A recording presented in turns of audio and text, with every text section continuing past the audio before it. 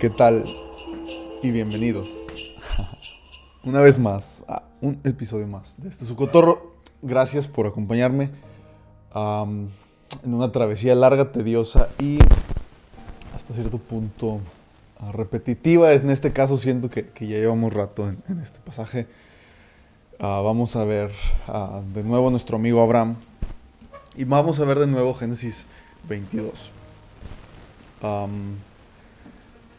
Quisiera verlo hoy desde el punto de vista del padre Abraham y del padre Dios al entregar a su hijo en la cruz.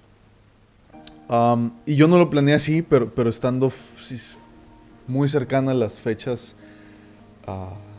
donde comúnmente el mundo entero voltea a ver y dice: esta es la Navidad y este es el día en que Jesús nació, y vamos a poner un nacimiento y vamos a hacer esto y vamos a hacer aquello y vamos a tomar vacaciones y vamos a darnos regalos porque Jesús nació hace 2020 años. Sí.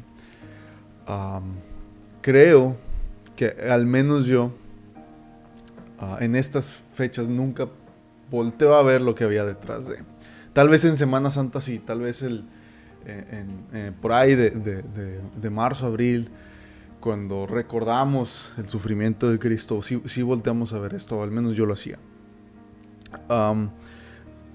Pero ahí, en el nacimiento del Cristo y en la venida del Hijo de Dios a la tierra, está el Dios que lo manda.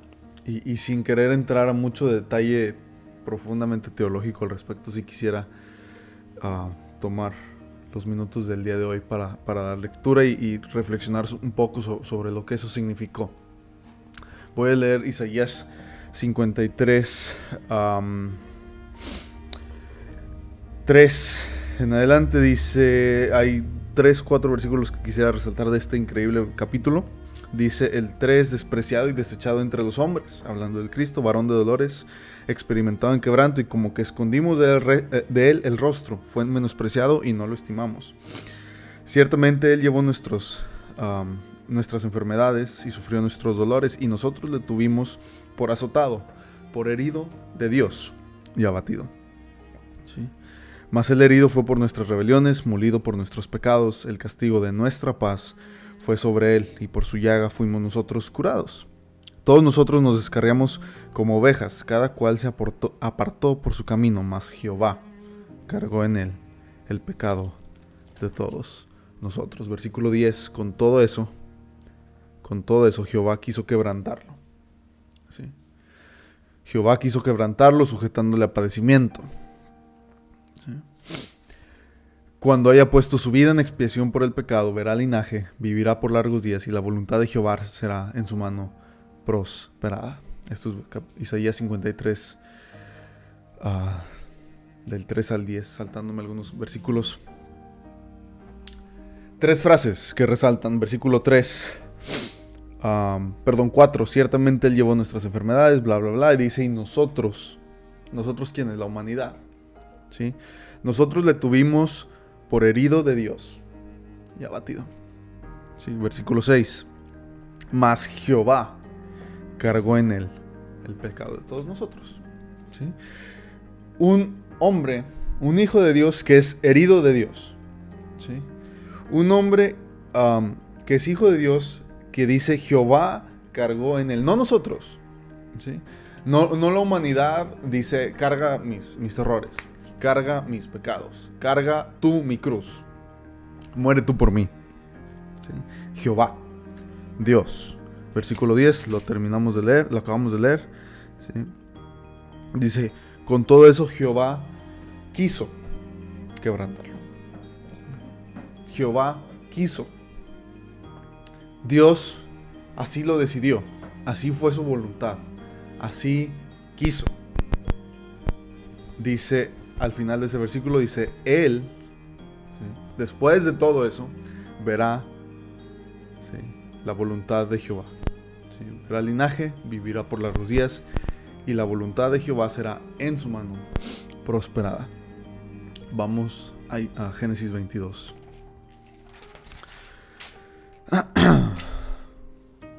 Dice el versículo 3: Abraham se levantó muy de mañana enalbardó su asno y tomó consigo 2 siervos suyos y a Isaac su hijo y cortó leña para el holocausto y se levantó y fue al lugar que Dios le indicó. ¿Sí? Al tercer día alzó Abraham sus ojos y vio el lugar de lejos. Entonces dijo Abraham a sus siervos: esperad aquí con el asno, y yo y el muchacho iremos hasta ahí y adoraremos. Y volveremos a vosotros. Y tomó Abraham la leña del holocausto y la puso sobre Isaac su hijo. Y él tomó en su mano el fuego y el cuchillo, y fueron ambos juntos. Entonces habló Isaac a Abraham su padre y dijo: Padre mío. Y él respondió: heme aquí, mi hijo. Y él dijo: he aquí el fuego y la leña, mas ¿dónde está el cordero para el holocausto? Y respondió Abraham: Dios se proveerá de cordero para el holocausto, hijo mío. E iban juntos. Y cuando llegaron al lugar que Dios le había dicho, edificó allí Abraham un altar. Y compuso la leña, y ató a Isaac su hijo, y lo puso en el altar sobre la leña. Y extendió Abraham su mano y tomó el cuchillo para degollar a su hijo. ¿Qué motivaba a Abraham a hacer esto? ¿Cuál era la fuerza que empujaba a Abraham? ¿Sí? Que iba detrás de Abraham haciéndolo y dándole el valor, el coraje, ¿sí? De hacer algo que él no quería hacer, que a él le dolía hacer. ¿Qué era eso que lo empujaba a obedecer? Amor. ¿Por quién? Por Dios. Por un Dios que le había pedido algo y Abraham tenía que poner en la balanza 2 cosas. ¿Sí? Su obediencia a Dios, su amor a Dios, o su amor hacia su hijo. Y entender una cosa, que su hijo Dios se lo había dado y Dios se lo podía pedir. ¿Sí? Y un entendimiento, ¿sí? un entendimiento que lo dice en el 8, dice: y respondió Abraham: Dios proveerá. ¿Sí? Y esta es una frase trillada, es una frase cliché: Dios proveerá. ¿Sí? Pero es una frase que en el momento más difícil de la vida de Abraham, él se aferraba de eso. Dios va a hacer, Dios va a proveer. Y el amor de Abraham hacia Dios lo empujaba a hacer esto que leemos aquí. ¿Sí? Tenemos una historia, ¿sí? que celebramos y en la que pensamos seguido. Y celebramos esta semana porque es Navidad, porque Dios envió a su hijo. Y no recordamos, y tal vez no sea el punto de la Navidad, tal vez como mencionaba ahorita en Semana Santa, cuando recordamos la muerte del Cristo, sea más natural pensar en eso. Pero tenemos a un hijo mandado al mundo. ¿Por qué? Juan 3:16, el versículo tal vez más conocido de toda la Biblia, el versículo más repetido, dice: ¿por qué de tal manera amó Dios? ¿Sí? Porque Dios ama, hace algo. Porque de tal manera amó Dios al mundo que dio a su Hijo unigénito. ¿Sí? ¿Lo dio para qué? Lo dio como leíamos en Isaías. Jehová cargó en él el pecado tuyo y mío. ¿Sí? Con todo eso Jehová quiso quebrantarlo y nosotros lo tuvimos como azotado de Dios.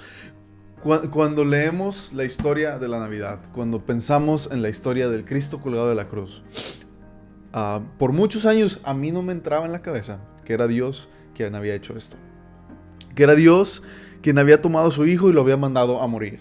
Que era Dios quien, como Abraham, y esta frase a mí me impresiona bastante, era Dios quien tomó en su mano el fuego y el cuchillo, tal como Abraham lo hizo con Isaac. Tal como Abraham lo hizo con Isaac. Y era Dios quien hacía esto.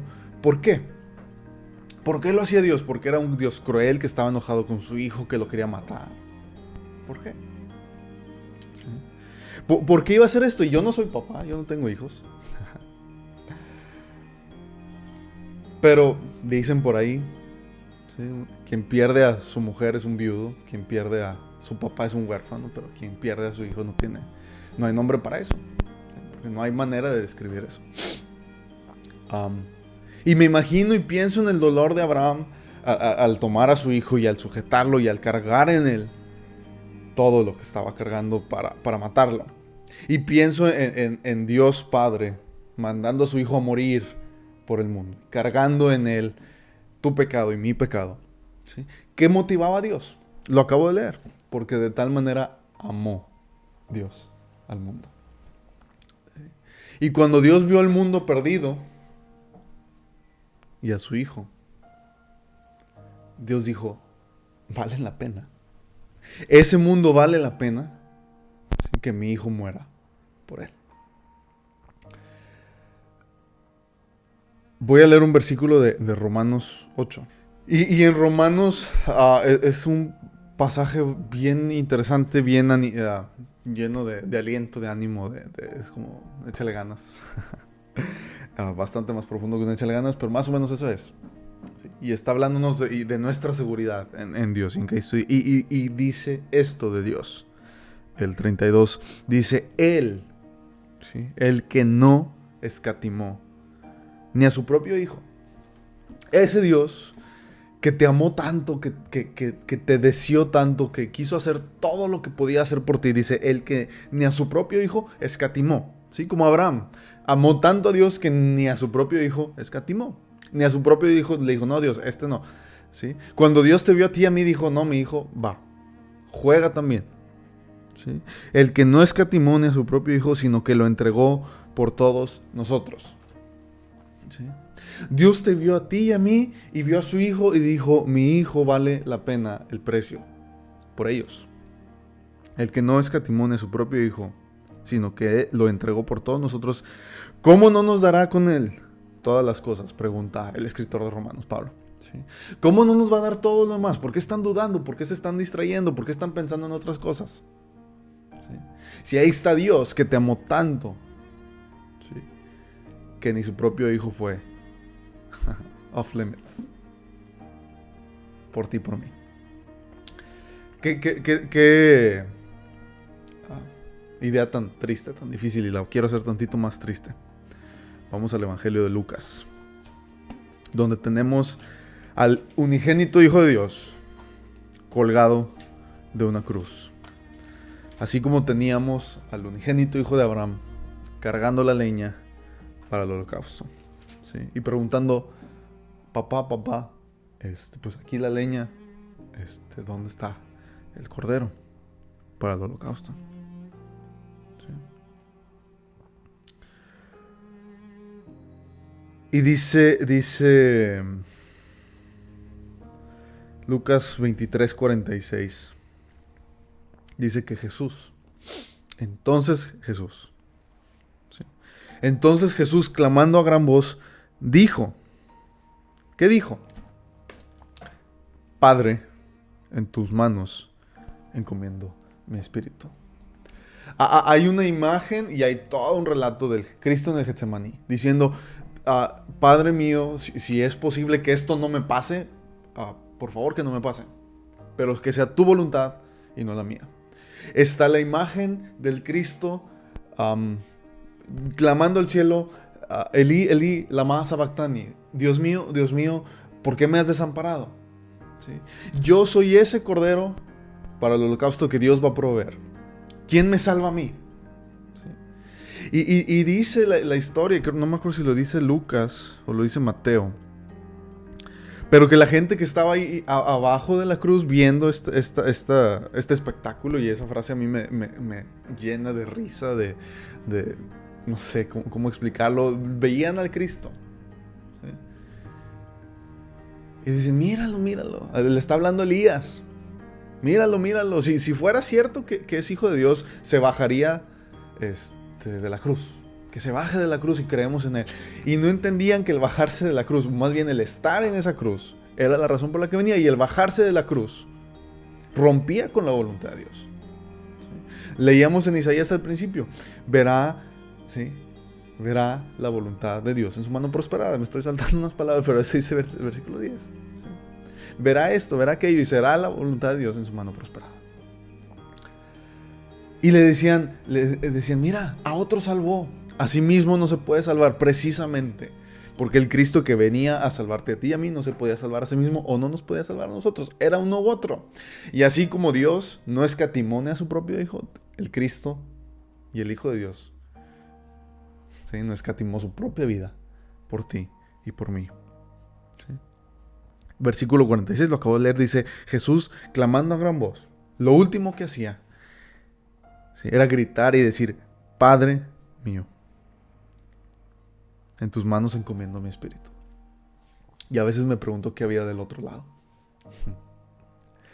¿Qué había del otro lado donde estaba Dios, alejado de su Hijo, separado de su unigénito, viéndolo morir, lleno de pecado, tuyo y mío? Y había silencio.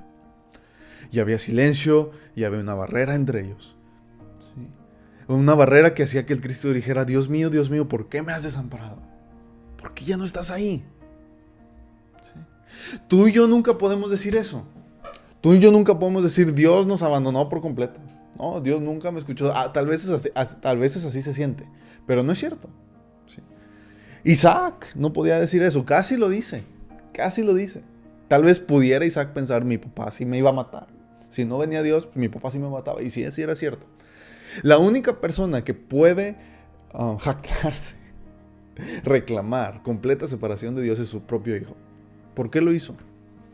De vuelta a Isaías 53. ¿Por qué lo hizo el Cristo? ¿Por qué lo hizo Dios? Versículo 11 de Isaías 53. Verá el fruto de la aflicción de su alma.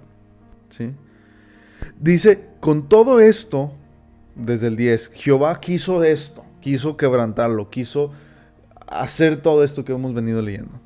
¿Sí? Sujetarlo a padecimiento. ¿Sí? Que exponga su vida en expiación por la tuya y la mía. ¿Sí? Jehová quiso esto.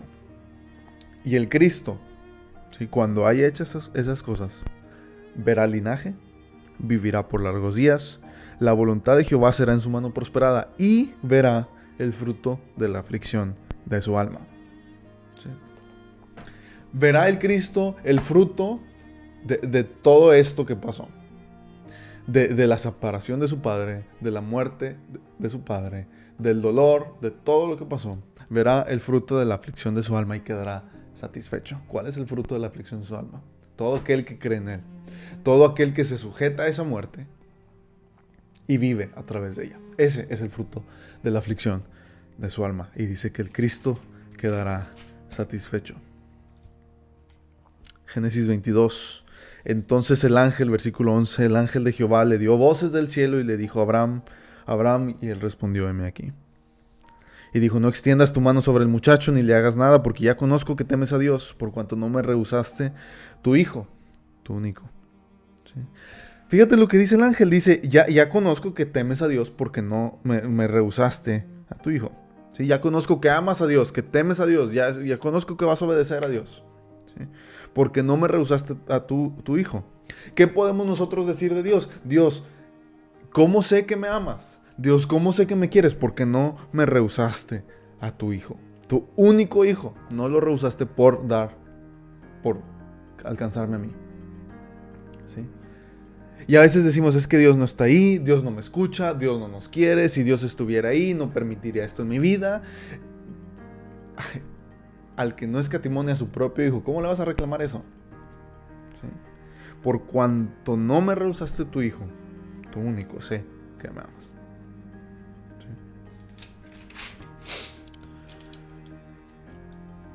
Y llamó a Abraham el nombre de aquel lugar: Jehová proveerá.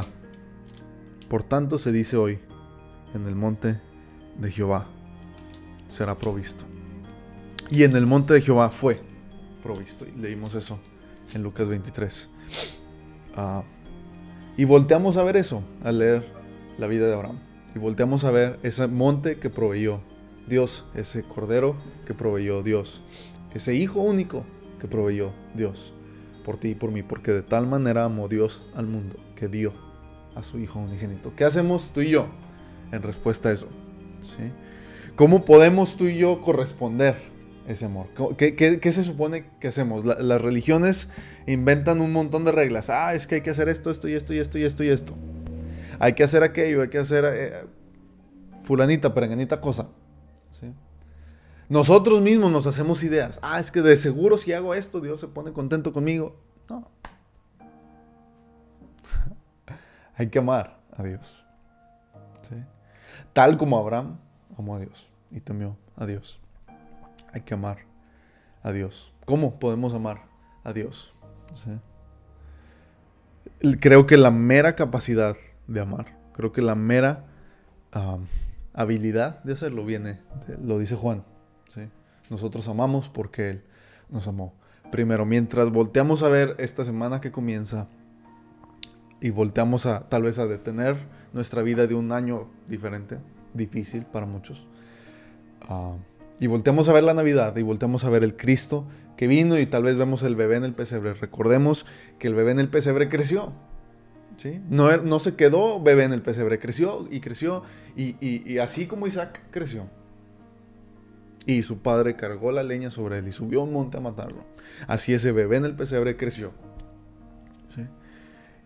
Y su padre puso sobre él una cruz, y sobre esa cruz tus pecados y los míos. Y ese bebé, un hombre, se sujetó a su padre, y su padre cargó en él el pecado de todos nosotros. Eso es la Navidad. ¿Sí? Y todo esto, ¿sí?, dice Isaías, es la voluntad de Dios en la mano de ese bebé prosperada. Recordemos eso hoy. Voltemos a ver eso. ¿Sí? No solo en Navidad, no solo hoy que leemos Génesis 22. ¿Sí? Sino creo que ese es el punto central de la vida de todo hombre y de todo el que cree y no cree, porque creo que la respuesta a esta realidad es lo que define nuestra vida eternamente, no solo en este mundo, sino la que viene después. Gracias por estos veintitantos minutos. Gracias por acompañarme aquí hoy en uno de los, creo, mensajes centrales de toda la Escritura. Gracias de nuevo.